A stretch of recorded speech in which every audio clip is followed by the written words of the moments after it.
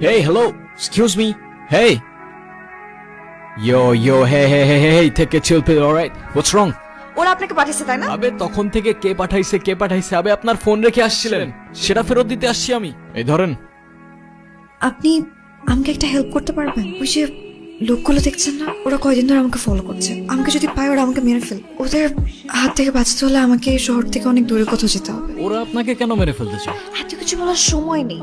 ওই যে দেখতেছেন ওটা আমার গাড়ি, আর এই লোকটার পকেটে আমার গাড়ির চাবি। আপনি কি ওর কাছ থেকে একটু আমার চাবিটা নিয়ে দিতে পারবেন? ওই গেল কই? ওরা তো এদিকে আসতে দেখলাম। এদিকে আসতে দেখলে এখন গেল কই? আমার এতদিনের আন্ডারওয়ার্ল্ডের কেরিয়ার একটা মাইয়ার ধরতে পারতাছি না।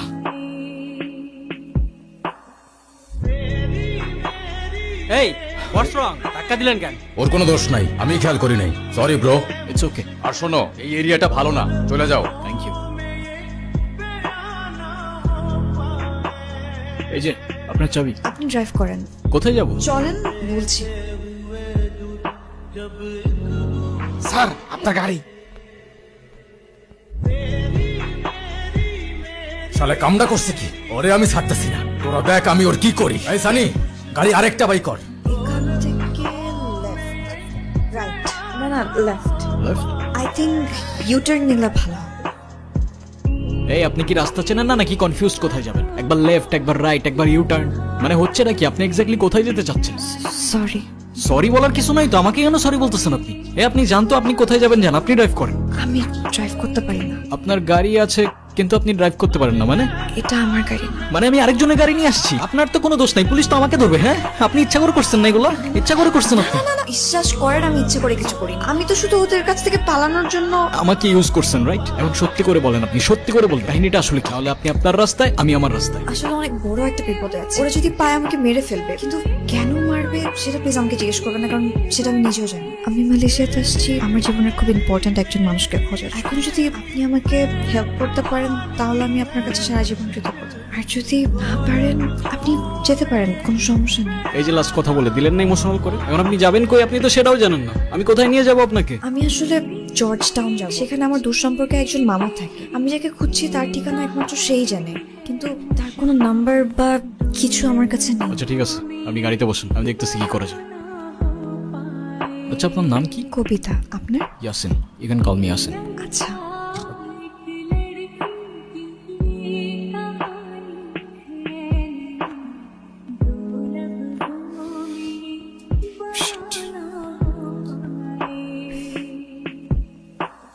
কি হয়েছে? আই ডোন্ট নো, স্টার্ট নিচ্ছে না। ওরা না আমাদের পেছনে আছে, আমাদের এভাবে এখানে থাকাটা ঠিক হবে না। রাইট, চলেন বেটার আমরা সামনে কোথাও থেকে লিফট নিই।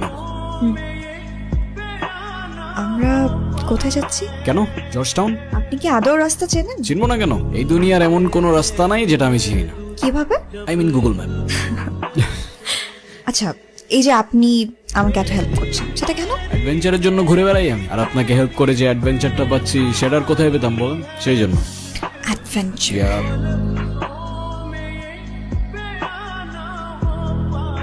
বস, গাড়ি তো নষ্ট হয়ে গেছে, ওরা মনে হয় অন্য কোনো গাড়িতে চলে গেছে। এইখানে তো লিফট পাওয়ার কোনো কিছু নাই। আমার মনে হয় হাইটে গেছে, ওরা বেশি দূর যায় নাই। দাউদ ভাই দেখেন,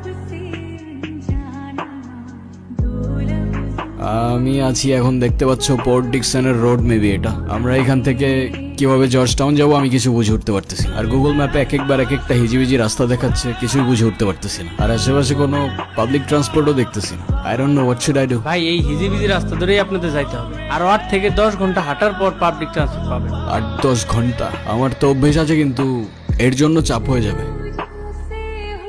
সব ঠিক আছে তো? জানি না কি ঠিক আছে কি ঠিক নেই, কিছুই বুঝতে পারছি না। আচ্ছা, আমি যতদূর শুনলাম যে আমাদের এখান থেকে আরো 8-10 ঘন্টা হাঁটতে হবে অ্যাটলিস্ট, তারপর গিয়ে পাবলিক ট্রান্সপোর্ট তো পারবেন তো?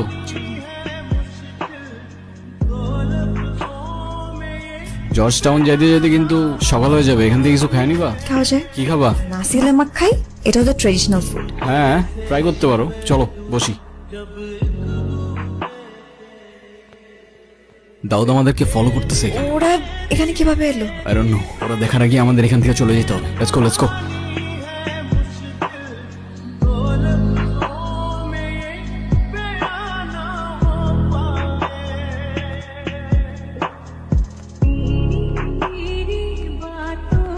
যাও, কথা কথা বলো। বশির মামা, কেউ আছে মামা?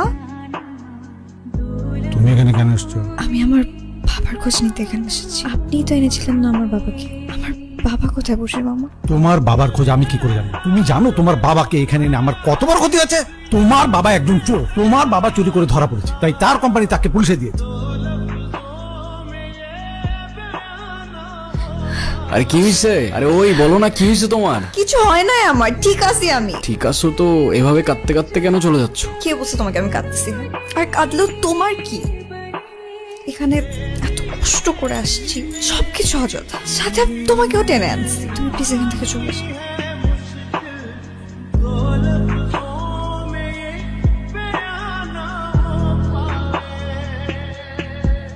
আমার বাবা মায়ের ছোট্ট সংসার যখন পৃথিবীতে আসি, পরিবারটা পূর্ণ হয়। সাথে সাথে স্বপ্নগুলো একে একে বাস্তবে রূপ নিতে থাকে। হঠাৎ এক কালো মেঘ এসে আমাদের এই রঙিন দুনিয়াতে আবার আধার আনে। বশির ভাই বলেন।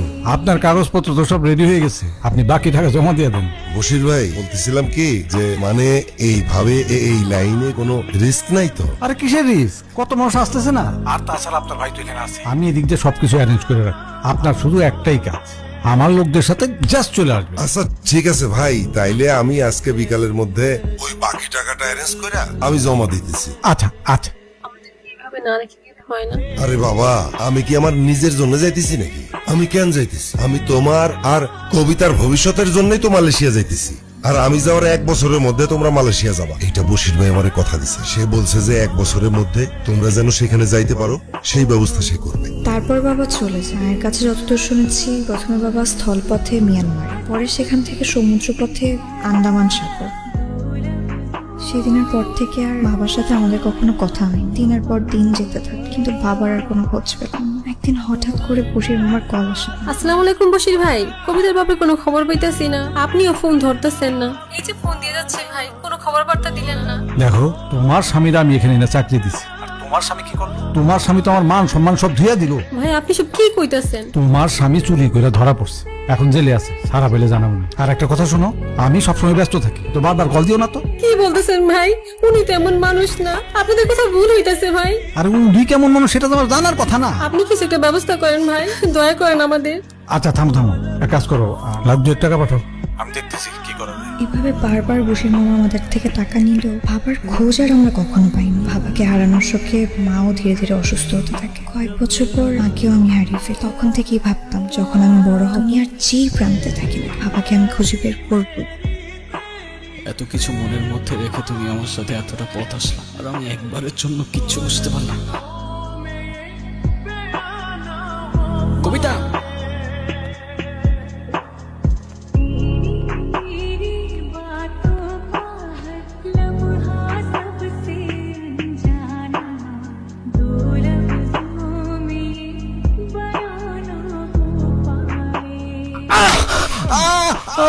কবিতার বাবা কোথায়? আমি জানি না, আমি সত্যি জানি না। তুই যদি না জানিস কবিতার বাবা কোথায়, তাহলে তো তোর থাকা না থাকে কিছু যায় আসে না। দাউদ? দাউদ এই যে হিউম্যান ট্র্যাকিং এর ব্যবসা করে।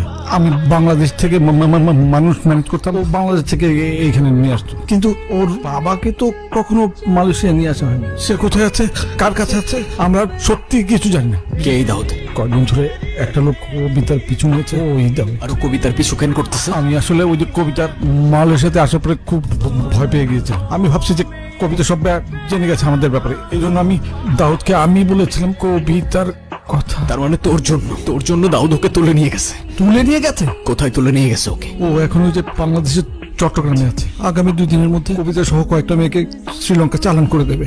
আর একটা কথা, ওর ভাই আছে বুবাই, ও কিন্তু দাউদের চাইতে অনেক বেশি হারামি। শুক্রিয়া।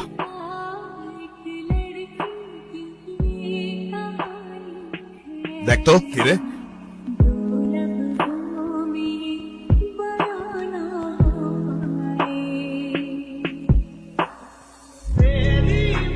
কিরে তুই বাংলাদেশে চলে আসছস? তবে বাংলার ছেলে তো বাংলাতেই থাকবে না, এতে অবাক হবার কি আছে? আমি দাউদ না, আমি বুবাই। ভুল করছে আমার ভাই, তোরে ছেড়ে দেওয়া ঠিক হয়নি, তোরে ওইখানেই শেষ করে দেওয়া উচিত ছিল। তো সময় তো এখনো শেষ হয় নাই, ট্রাই কর না।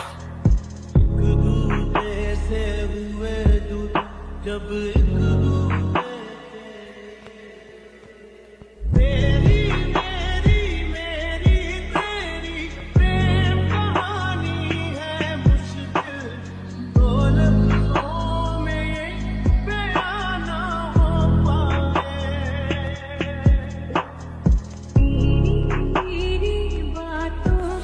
তোমার ফোনটা একটু দাও না। হ্যালো মা, আমি ঠিক আছি। Thank you. চলো চলো মানে কোথায়? তোমার বাবার কাছে। মানে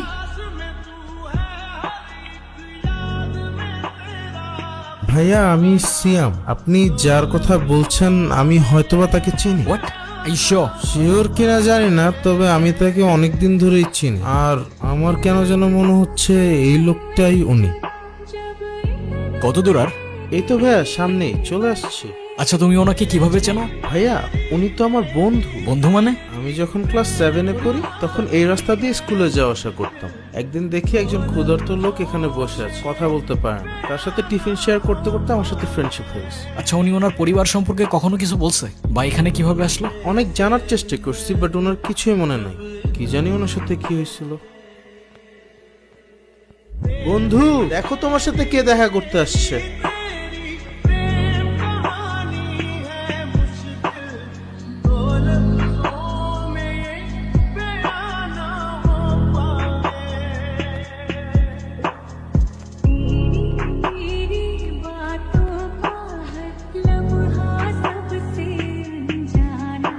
থ্যাংক ইউ।